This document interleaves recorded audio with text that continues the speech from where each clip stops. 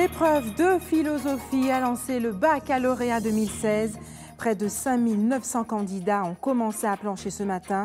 Nous écouterons leurs sentiments et nous livrerons les premières pistes de réflexion sur les sujets sortis cette année. Le bras de fer continue entre la CGT et le gouvernement. La CGTG était également dans les rues de Basse-Terre pour poser leurs problèmes locaux et dire non à la loi travail. Une école des parents, est-ce la bonne solution pour améliorer l'éducation des enfants ? Christophe Labrousse a lancé le débat à Sainte-Anne. Karen Diamin était sur place pour saisir la teneur des discussions. Bonsoir, je suis ravie de vous retrouver. Vous faites peut-être partie de ces 5891 élèves qui ont dû plancher sur l'un des sujets soumis à l'épreuve de philosophie. Des interrogations sur la politique et le réel. Les premiers candidats sortis des salles n'ont pas trouvé la tâche ardue. Bon nombre d'entre eux étaient même plutôt confiants. Enfin, selon les premières impressions recueillies par Moïse Dexter et Isabelle Hameau au lycée Raoul-Georges Nicolo de Rivière-des-Pères à Basse-Terre. Ça a été plutôt, c'était plutôt satisfaisant le sujet. On avait droit à 3 sujets. Moi, j'ai choisi le désir, donc ça a plutôt été. Moi, j'ai pris la religion et je pense que dans l'ensemble, ça a été, oui. Moi, j'ai choisi la question est-ce que toutes les croyances se valent-elles? Donc, je pense que ça s'est bien passé, on verra.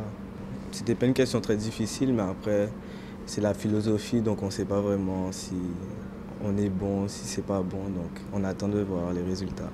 Un thème sur l'art, parce que déjà néanmoins je suis en art appliqué, donc l'art me passionne particulièrement. Parce que j'ai trouvé que c'était le plus simple à aborder par rapport aux connaissances, par rapport à ce que j'ai révisé aussi, donc voilà, j'ai fait le choix le plus simple. J'ai choisi le désir parce que c'est le thème que j'avais le plus révisé. Parce que c'est un sujet que j'avais assez travaillé. Au cours de l'année, on a vraiment travaillé sur ça. J'ai choisi le thème du désir parce que c'est ce qui me parlait le plus. De même, j'ai choisi le désir et parce que j'ai surtout étudié ça ici. Le désir, c'est tout le temps dans la vie. Chaque personne a un désir. Le désir, bon, vu qu'on est tout le temps soumis à des désirs, donc bon, c'était le plus facile, du moins. Ça a été, ça va.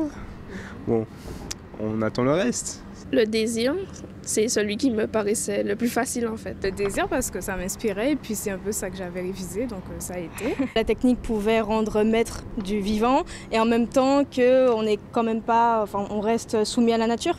J'ai donné le meilleur. Bon, il y a certains textes qui ne m'inspiraient pas, donc j'ai choisi celui qui m'inspirait, mais ça a l'air d'aller. J'ai pris le 3e sujet, la texte explicative. De la technique. J'ai pris le thème sur la liberté et ça m'a plu. Parce que la technique m'inspirait plus que le reste. Ça a été, c'était un genre spontané. Parce que si on va chercher trop loin, ça fera hors sujet.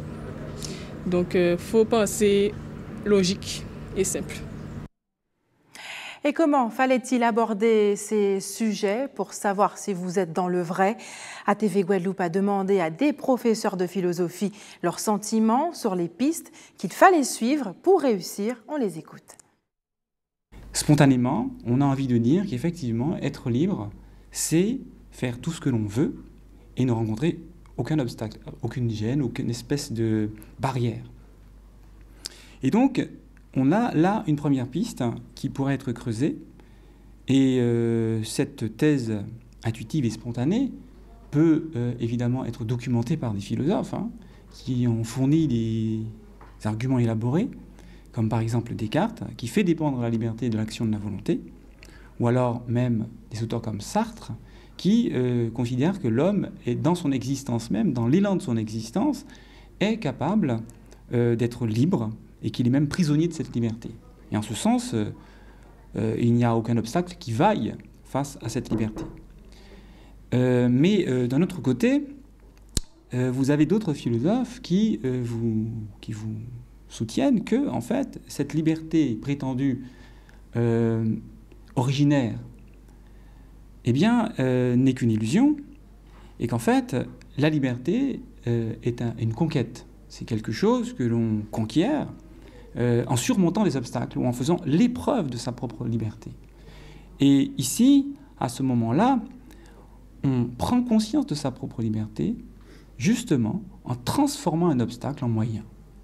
Et là, vous avez un auteur classique que vous pouvez vraiment utiliser de ce point de vue-là, des gens comme Bergson ou même Spinoza. La politique est-elle l'affaire de tous ? En fait, le problème qui va ressortir de ce sujet, il va ressortir, ce problème lui-même, de la définition qu'on donne à surtout deux des termes de ce sujet.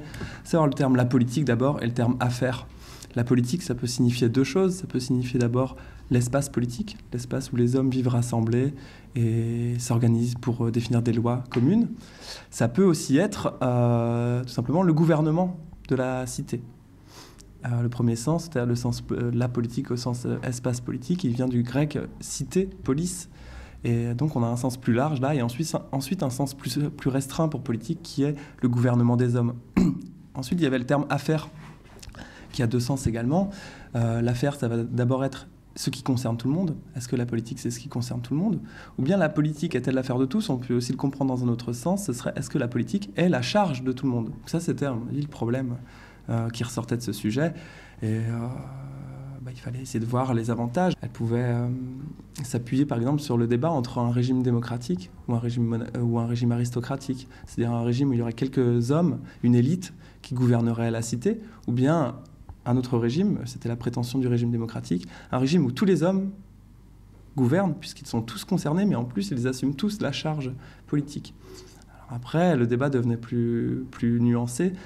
Une fois qu'on s'intéresse à ce que c'est que nos démocraties modernes, en fait, on remarque que dans nos démocraties, bien sûr, tout le monde participe au choix des élus, mais il y a quand même encore des élus qui vont gouverner les hommes. Donc voilà quelques pistes de réflexion après la problématique. Après l'école de la pensée, parlons maintenant de l'école des parents. Ce projet pourrait voir le jour en Guadeloupe. Avant de le concrétiser, l'école du succès de Sainte-Anne organise un colloque ce matin à la bibliothèque de la ville pour expliquer le concept. L'occasion d'échanger avec les parents autour des problématiques actuelles. Karen Diamin était avec eux. Vos enfants, et je reprends ce que je disais hier de Khalil Gibran, ne sont pas votre propriété. Le fait de les avoir mis au monde vous lie à eux de toute façon, de manière définitive. Pour mieux faire connaître et comprendre les préceptes de son école des parents, Christophe Labrousse, fondateur du collège de Savio en France, a choisi un échange en petit comité. L'objectif, il est que les parents se réveillent en disant « Voilà, on veut faire notre métier de parent de notre mieux, mais on a des lacunes. » Parce que la société nous a imposé ses propres lacunes. Alors aujourd'hui, on veut s'en sortir, on veut y arriver, on aime nos gamins, donc voilà ce que l'on propose. Moi, en 2004, j'ai ouvert une école des parents en France. Eh bien, il faut lancer l'aventure en Guadeloupe. On culpabilise trop la famille, surtout les mamans. Maintenant, ça suffit. Les mamans, elles font ce qu'elles peuvent. Elles sont souvent seules. Elles font ce qu'elles peuvent avec ce qu'elles ont et ce qu'elles ont reçu. Donc, il faut arrêter tout ça. Aujourd'hui, le profil familial, c'est souvent la famille monoparentale. Eh bien, il faut trouver des solutions. Alors évidemment, si une maman élève seule son enfant, il faut que l'enfant ait des repères masculins. Il en faut un, obligatoirement. Donc, il faut piquer chez un oncle, chez un ami, voilà, que l'enfant ait un véritable repère et qu'il puisse s'adresser à lui en lui posant des questions, je dirais, de l'ordre de l'intime, qu'il ne pourra pas poser à la maman si c'est un garçon, par exemple. Pour étayer ses propos sur les différents mots de la cellule familiale, il s'est entouré de professionnels portant chacun un regard différent sur la problématique. Les phénomènes, ce sont donc tous les effets que nous voyons sur la famille. Alors, bien sûr, ça touche la famille. Si ça touche toute la société, comment ça ne pourrait pas toucher la famille? Puisque la famille, c'est la structure de base de la société. C'est la cellule de base de la société. C'est d'où ça part. C'est d'où ça part. Donc, forcément, la famille sort de la société et forcément, disons, altérée par tous ces phénomènes. Loin d'être un échange stérile, la rencontre avec les parents présents fut l'occasion de se rendre compte que tous ne sont pas des missionnaires. Nos parents, on a l'impression que les enseignants ont leurs mains liées, même l'académie. On ne sait pas comment va le monde. C'est vrai, la solution serait l'école de la réussite. Ce serait la seule solution. Mais dire prendre le bâton de pèlerin, aller à l'académie, faire ceci, on va regarder tout ce qui se passe à Paris. On ne peut pas se leurrer de dire qu'on va renverser un système. C'est le système qui va mal tout entier. Et c'est seulement l'école de la réussite. En tant que parent, on peut agrandir le cerveau. Ça reste en Guadeloupe. Proposée une première fois dans les années 2000, l'idée d'une école des parents avait suscité une réaction colérique chez certains. 16 ans plus tard, au vu d'une société en perte de valeur, son retour semble être une bonne solution. Et depuis plus d'un an, les élèves de classe préparatoire de mathématiques du lycée Chevalier Saint-Georges se réunissent tous les vendredis après-midi pour améliorer leurs compétences. Des séances nommées des maths et du sens pour aborder les problèmes, équations et théorèmes d'une autre façon. Un reportage original réalisé par les élèves du BTS audiovisuel de Pointe-Noire en stage à ATV Guadeloupe avec l'aide de Linda Kayarsi. Donner un sens aux maths, un concept créé par un groupe de jeunes issus de la classe préparatoire du LPO Chevalier Saint-Georges, dans un but de donner un sens plus ludique aux mathématiques. C'est-à-dire c'est parti du constat effectivement du désamour de la société pour les mathématiques. Et on a voulu essayer de recréer un lien avec les mathématiques, par la culture mathématique qui nous entoure, la présence des mathématiques tout autour de nous, donc aussi bien dans l'art, dans l'humour. Et David, donne-moi la bijection réciproque de la fonction carrée. Il me semble que c'est la fonction racine carrée.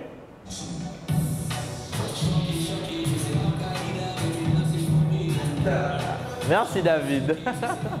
Une bijection, c'est lorsqu'une fonction est à la fois injective et surjective. Alors on dit qu'elle est injective quand chaque image de la fonction a au plus un antécédent, et on dit qu'elle est surjective quand tous les points de la fonction ont des antécédents. Un travail pédagogique qui leur vaut un très grand succès via les réseaux sociaux. En effet, plus de 3300 abonnés à compter à ce jour, dont 80% sont des 13-24 ans. On s'était donné l'objectif d'avoir plus de 1000 j'aime, mais on a eu 3000 j'aime. C'était vraiment extraordinaire, notamment avec les Vines qu'on a tournés, le Clash Mad Contenders qui a eu vraiment un super succès. On ne s'attendait pas du tout à ça et on remercie d'ailleurs toutes les personnes qui nous ont suivis, toutes les personnes qui nous ont encouragés par leurs commentaires, leurs j'aime, leurs abonnements à la page. C'était vraiment exceptionnel. Mis à part l'aspect humoristique, 3 de ces jeunes proposent aux plus curieux une rubrique culturelle, Math & Culture, qui met en avant des mathématiciens qui sont issus de recherches approfondies. C'est une rubrique qui présente tous les dimanches un nouveau mathématicien mort ou encore d'actualité. Donc notre but, c'est en fait de vulgariser ces mathématiciens qui sont trop souvent oubliés ou alors qu'on ne connaît pas au final. Et pourtant, ils sont à la base de tout ce que l'on a dans notre vie actuelle. Des idées sont à venir. Ce support en fait pourrait s'ouvrir au pré-bac, au collège et au primaire. Les énigmes qu'on poste sont parfois d'un niveau de primaire et ça serait assez intéressant si des collègues voulaient bien se joindre à nous pour diversifier encore les publications. De l'humour, de la pédagogie, une bonne recette pour la réussite.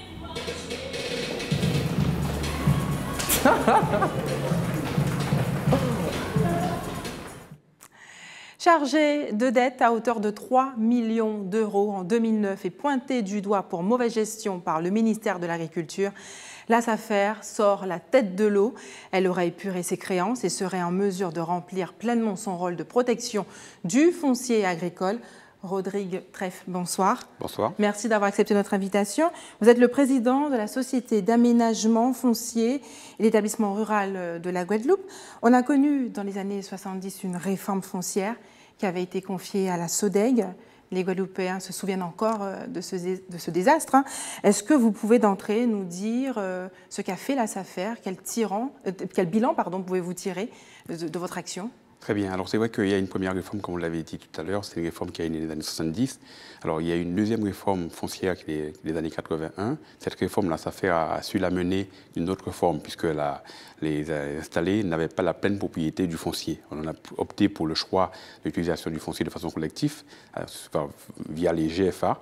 Et c'est vrai que cette réforme, aujourd'hui, on peut dire que c'est une réussite, puisqu'on a pu installer plus de 600 agriculteurs sur près de 6 000 hectares de terre. Donc on voit bien qu'aujourd'hui, ces terrains-là sont en pleine capacité de production et aussi permettent de renouvellement des générations. On a pu installer environ à peu près 100 centaines de jeunes chaque année, donc c'est une affaire qui marche, on peut dire.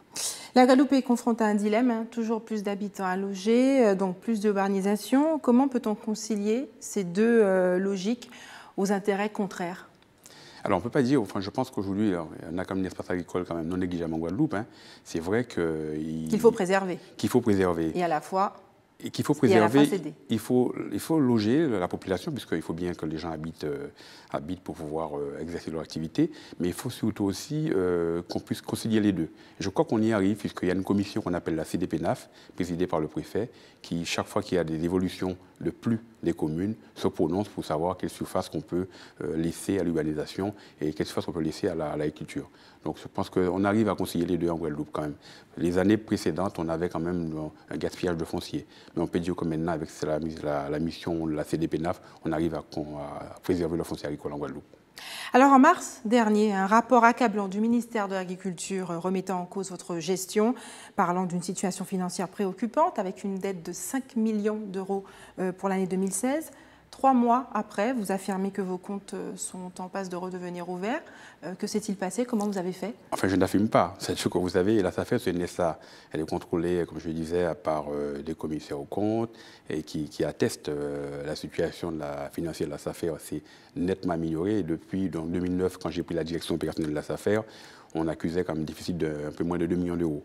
Bon, 2015, on ramène à l'équilibre, en sachant qu'il y a une évolution. Hein, chaque année. En 3 mois? Non, pas en 3 mois. Parce que le rapport est sorti au mois de mars. Alors, le rapport est sorti en mars. C'est un rapport qui a été effectué par 2 missionnaires pendant un séjour très, très court et qui n'ont pas, à mon avis, su prendre lecture des documents qui leur ont été confiés. Alors, comme je le disais, il faut savoir que la SAFER, c'est une structure quand même assez lourde, qui est contrôlée par 2 commissaires du gouvernement, qui est contrôlée par le préfet. Et je crois que s'il y avait des opérations un peu délicates, ça aurait été signalé bien en amont. Donc je crois que bon, on a su répondre au ministère, hein, puisque c'est le cabinet du ministre qui avait demandé l'audit, donc pas un rapport.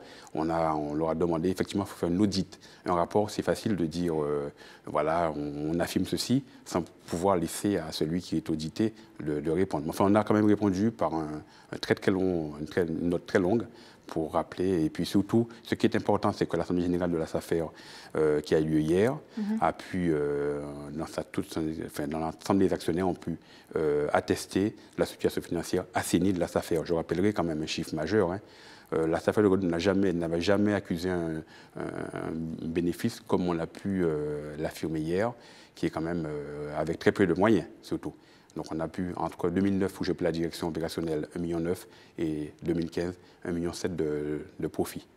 Alors les jeunes agriculteurs, vous parliez de succès tout à l'heure, mais les jeunes agriculteurs disent avoir beaucoup de mal à trouver des terres pour exercer leur activité. Que fait la SAFER pour les aider? Alors justement, la SAFER de Guadeloupe est la seule structure qui chaque année installe des jeunes.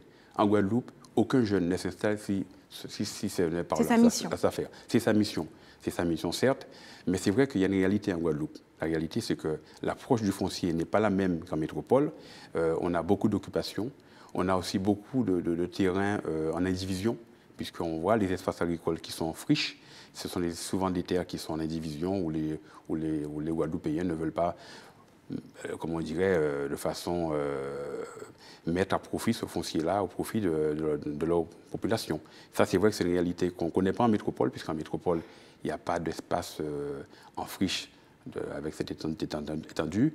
Et surtout, le métropolitain agriculteur, il transmet le foncier. Tandis qu'ici, vous avez malheureusement les aînés, quand ils partent, s'ils ont 10 hectares, mais ils ont 5 enfants, ils partagent en 2 hectares. Ça, c'est une réalité du pays. Et ça, c'est vrai que c'est un changement de génération qui va, à mon avis, assainir ce changement de cap. Mais selon la direction de l'agriculture, il y aurait près de 9000 hectares de terres agricoles disponibles.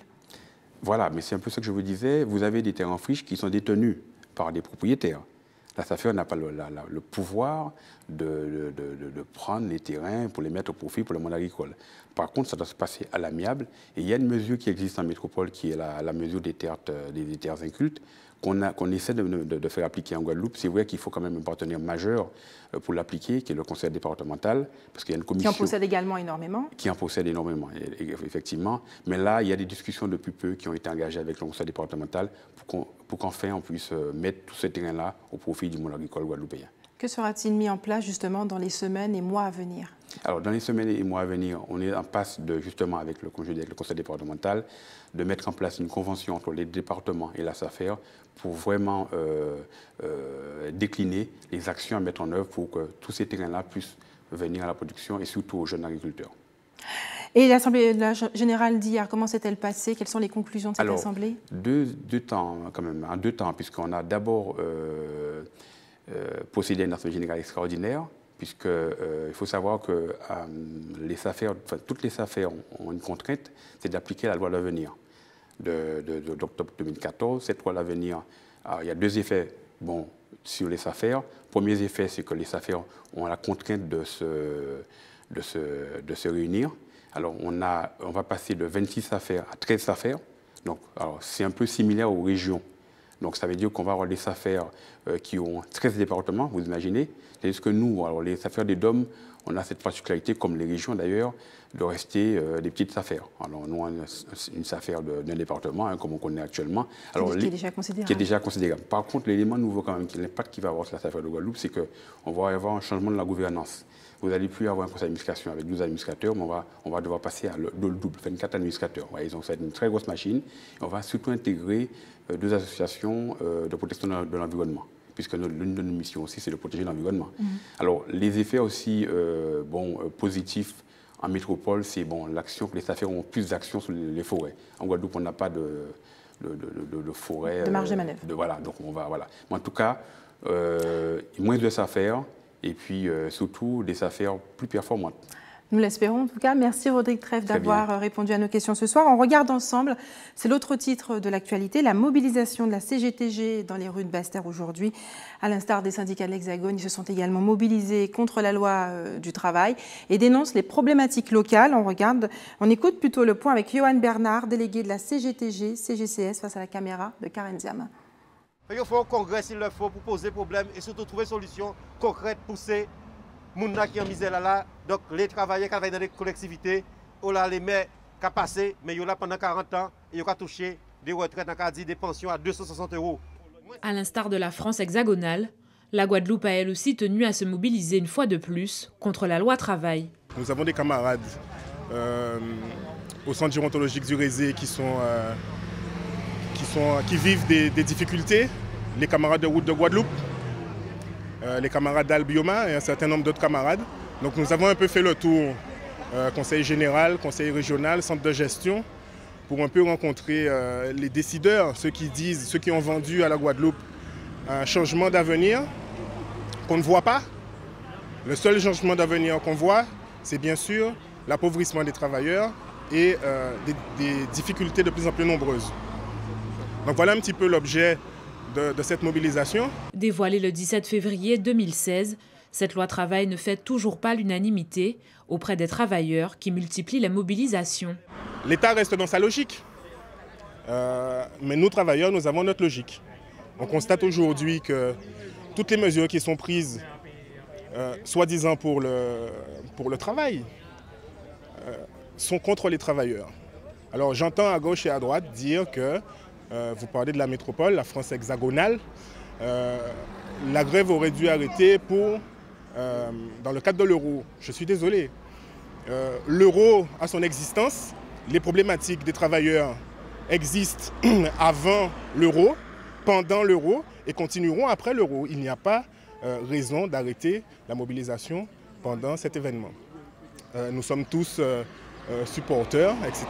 Mais ça n'empêche que nos réalités, nos difficultés nous imposent de continuer à rester mobilisés. Des mobilisations souvent mal perçues par certains, au grand désespoir des militants. Je rappelle quand même que faire grève, ce n'est pas un plaisir. Quand on est en grève, on ne perçoit pas de salaire. Je voulais juste rappeler ça aux gens qui critiquent.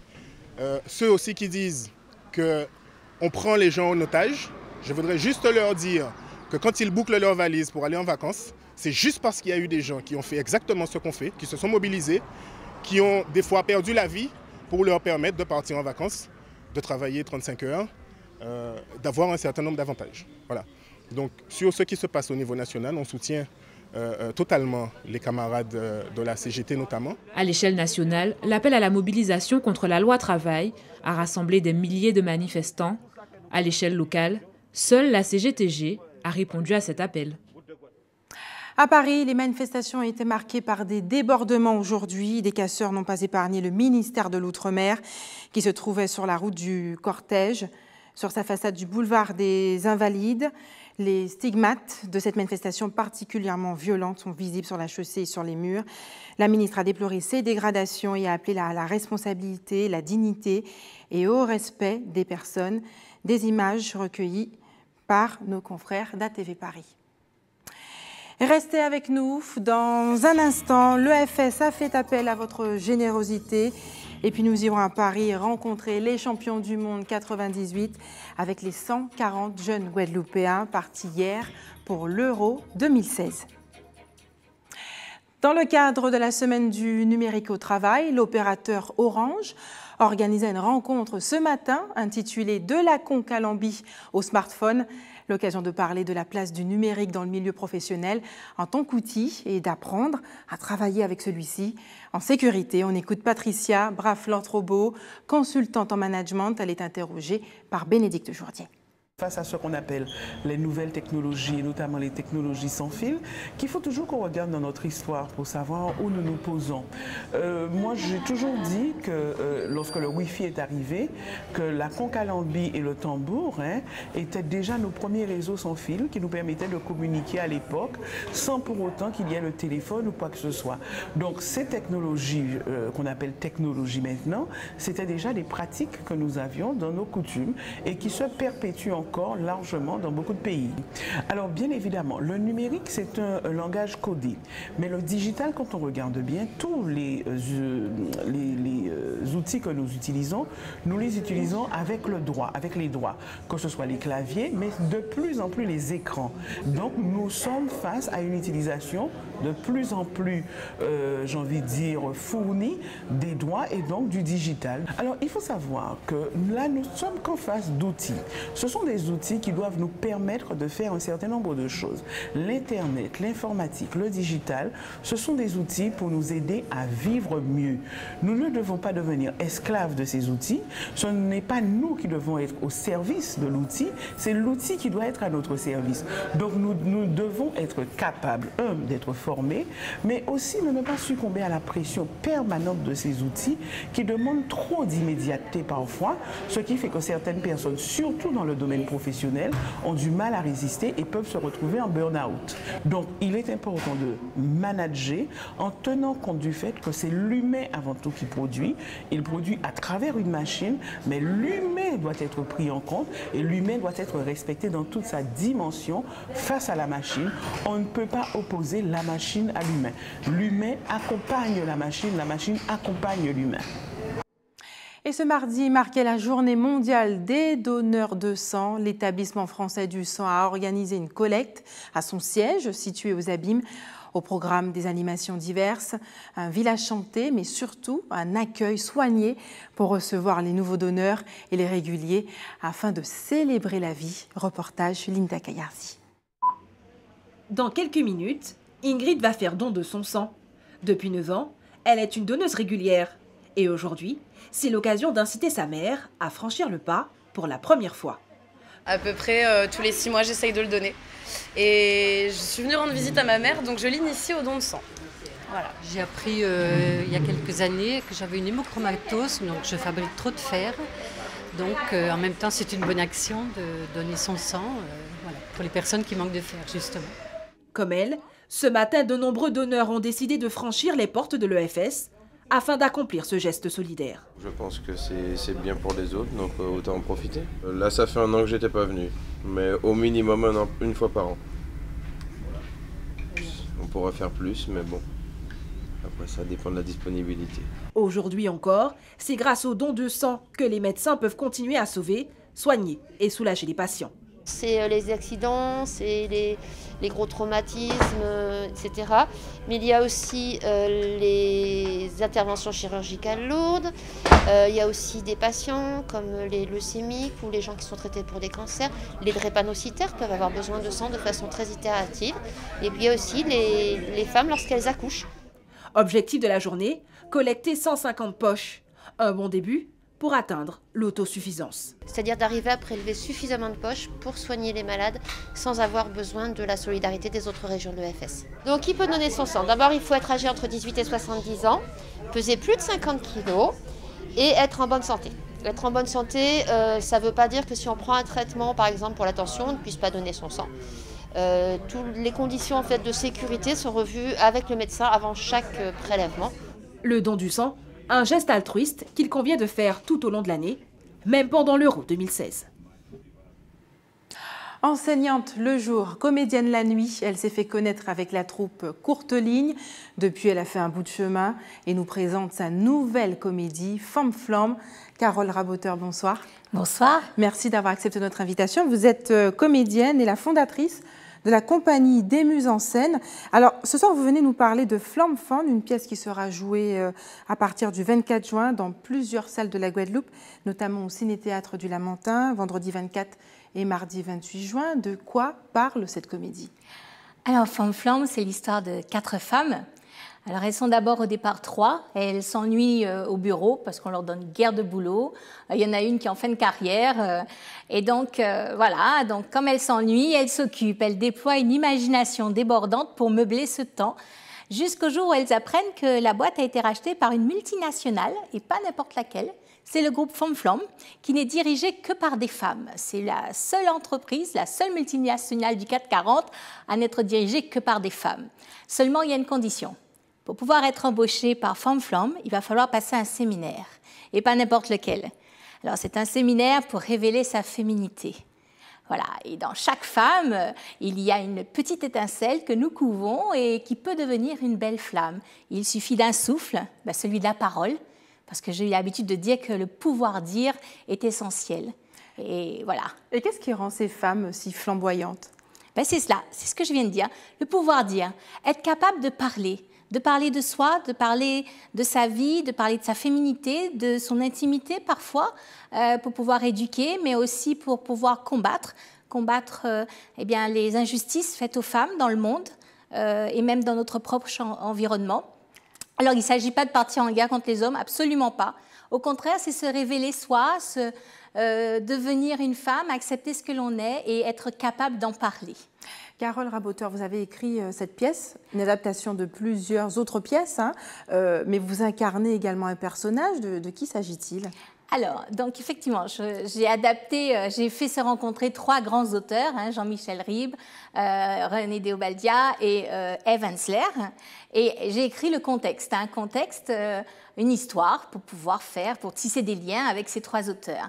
Et dans la pièce, je joue le rôle de Nicaise. Donc je suis plutôt en fin de carrière, mais j'ai pas du tout envie de partir à la retraite. Et je suis accompagnée de 3 autres charmantes comédiennes, Susan Davloz, Alexandra Gadja et Yolène Huck. Et à nous 4, nous formons une belle flambée de femmes. Et elle ressemble à quoi, Nicaise? Alors Nicaise, elle est en fin de carrière, elle a plein d'enfants, elle a plein de problèmes d'argent, elle veut surtout pas perdre son emploi, elle est prête à tout pour cela. Et en même temps, c'est une femme qui, dans son histoire, a connu des choses terribles qu'elle n'ose pas avouer, mais je vous laisse le secret, venez donc découvrir, venez voir la vie de Nicaise. Carole Raboteur, vous avez adapté cette pièce à un contexte local, celui de la Guadeloupe, pour le mettre en lumière, en tout cas, certains tabous. De quoi s'agit-il exactement? Alors, pour parler d'une autre réalité. Donc, je vais dire le mot fatidique, le mot vagin. Voilà, il va falloir pouvoir le dire, ce mot-là. Et en le disant, plein d'autres choses se révélent. Et dans cette pièce aussi, nous dansons, nous chantons. Nous avons la chance de pouvoir faire un petit gros cas qui est joué par Fabien Huck. Et aussi, on fait une biguine sur la voix de Corinne Alpic. On regarde d'ailleurs tout de suite un court extrait de ce qui nous attend, justement. Avec plaisir.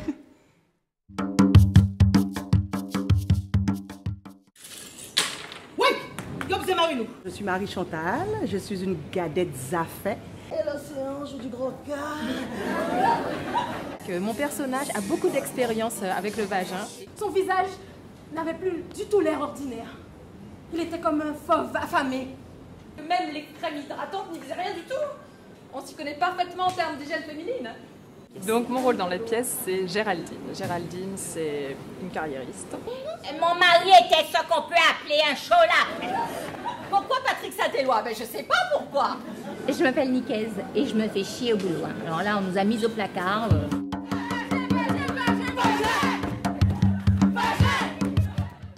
Carole Raboteur, un petit rappel concernant les dates et lieux de représentation. Alors voilà, nous avons une belle tournée, donc le 24 et le 28 juin au Ciné-Théâtre du Lamentin, le 26 juin à la Rotonde à Saint-François, le 9 juillet au Palais des Sports de Laura Flessel à Petit-Bourg et le 28 juillet à la salle Georges Tarrer à Pointe-à-Pitre à 20h.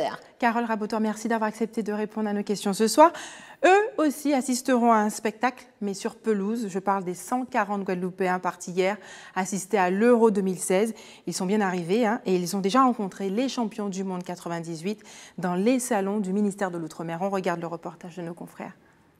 Ce n'est pas le ministère de la Jeunesse et pourtant, l'hôtel Montmorin rue Oudinot a été occupé par de jeunes sportifs arrivés de tout l'Outre-mer, mais aussi des anciens champions de ces territoires. L'occasion pour ces jeunes pointois, par exemple, d'en savoir plus sur la réalisation de leurs rêves. Allons-y. J'ai une question à vous poser. Comment gagne-t-on une Coupe du Monde? Comment on gagne une Coupe du Monde? Une question difficile. Donc la première des choses, c'est il faut déjà jouer au football. Se retrouver devant leurs illustres aînés vainqueurs de la Coupe du Monde en 98 et originaires comme eux des territoires d'outre-mer, cela marque évidemment. Mais c'est énorme parce qu'on n'aura peut-être pas l'occasion de revoir. Il y a aussi le Kanak Christian Carambeu qui fait partie de l'opération Tous prêts pour l'Euro qui a permis à ces 1000 jeunes ultramarins de venir voir un match dans un stade. Quand j'avais leur âge, je regardais juste à la télé ou sinon écouter au transistor. Donc j'espère qu'ils sont conscients, j'espère qu'ils seront ravis, j'espère qu'ils vont partager cette expérience-là quand ils vont retourner chacun dans leur pays respectif. Car derrière cette opération dont le budget avoisine les 300 000 €, il y a un message à faire passer aux jeunes. On a eu la chance de devenir footballeur parce qu'aussi, à l'âge de 8 ans, 9 ans, on était accompagnés par des éducateurs, par des dirigeants qui ont fait un énorme travail dans leur club, qui nous a permis de nous faire remarquer. Après, il y a eu un travail personnel, après voilà, il y a eu des étapes et des paliers de franchis, mais ce qui nous a permis après de devenir footballeur professionnel. Avant de peut-être embrasser le même parcours que leurs aînés, c'est tout le mal qu'on leur souhaite, les jeunes Guadeloupéens vont assister à un match international au Parc des Princes, mais depuis les tribunes mercredi. Et parlons musique maintenant avec la sortie prochaine du nouvel album de Lo Vadja.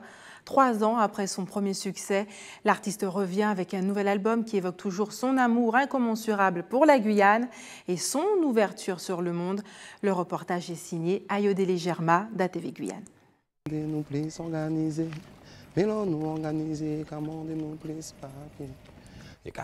Fin d'après-midi, dans ce quartier de Cayenne, Lo Vadja se rend à pied sur l'un des lieux où il puise son inspiration.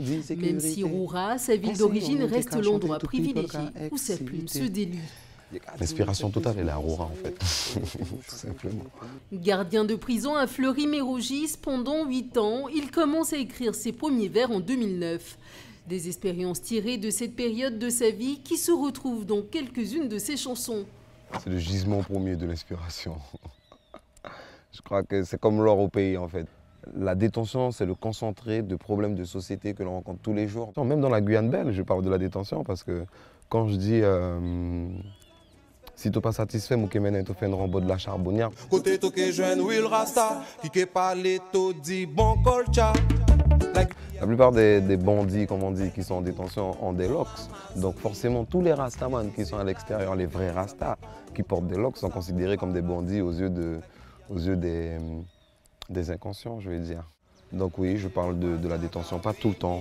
Je n'ai pas envie de stigmatiser ma musique autour de ça.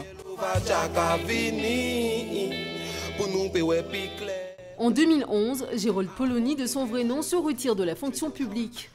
Il souhaite alors se lancer dans l'agriculture, mais surtout faire de ses mots couchés sur papier blanc de vraies chansons. Il enregistre l'album Oroyo chez Sensitive Records.